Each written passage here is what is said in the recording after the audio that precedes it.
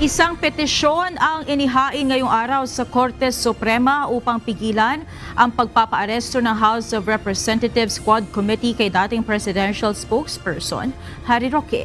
Sa inihaing writ of amparo petition ng anak ni Roque na si Bianca Jacinta, hinimok nito ang SC na maglabas ng temporary protection order para sa kanyang ama.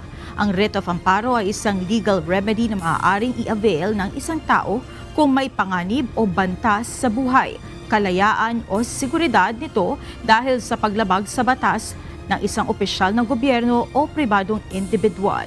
Iniutos ang Quadcom na arestuhin at ikulong si Roque matapos itong mapatawan ng contempt sa pagtangging sumipot sa pagdinig sa Kamara para mabusisi ang kanyang tax records at SALN o Statement of Assets, Liabilities and Net Worth noong opisyal pa siya ng gobyerno. May kinalaman ito sa investigasyon sa sinasabing kaugnayan ni Roque sa Pogo operations.